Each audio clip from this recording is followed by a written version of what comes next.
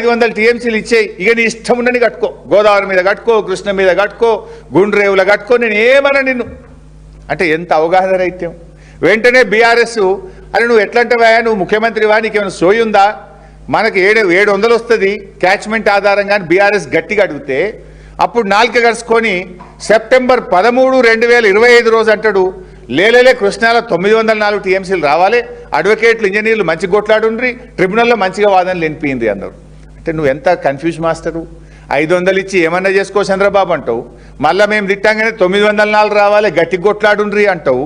అంటే అంత నీ కన్ఫ్యూజన్తో మా భయం ఏంటంటే నువ్వు ఆ లోపల ఏం చెప్పినావో నీకు ఏమర్థమైందో, లోపల ఉత్తమ్ కుమార్ రెడ్డి లేడు, ఇంజనీర్లు లేరు, మరి నువ్వు నీ గురువు గారికి భయపడ్డావో, గురువు గారి మాటలు విని ఏమొప్పుకున్నావో మరి తెలంగాణ ప్రజలకు తెలవాల్సినటువంటి అవసరం ఉంది.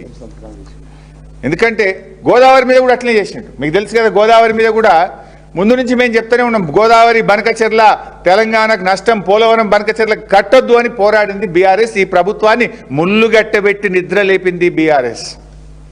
అయితే అప్పుడు మేము గట్టిగా లేపితే ఏమన్నాడు, మీటింగ్ పోను ఢిల్లీకి పోను అన్నాడు. పోను అనుకుంటేనే ఢిల్లీ మీటింగ్ పోయిండు. పోయినాకేమన్నాడు, ఎజెండాల బనకచెర్లు ఉంటే నేను మాట్లాడా, ఎజెండాల బనకచెర్లు ఉంటే నేను పోను అన్నాడు.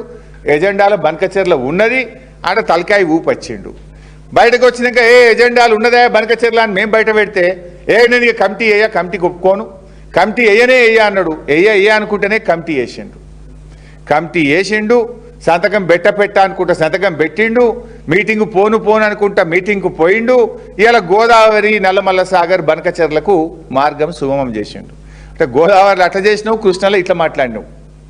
నువ్వే మాట్లాడినావు కదా, దేవాదులు ఏ బేసిన్లో ఉంటుంది, నల్లమల్ల ఎక్కడ ఉంటుంది అంటే మేము ఏం చేయాలి. ఒకసారి ఇప్పుడు బాక్రానంగల్ ప్రాజెక్టు తెలంగాణలో ఉంటుందని కూడా చదివిండాను. ఈయనకు బాక్రానంగల్ ఏడుంటుందో తెలియదు, దేవాదులు ఏడుంటుందో తెలియదు, బచావత్కు బ్రిజేష్కు మధ్య తేడా తెలియదు.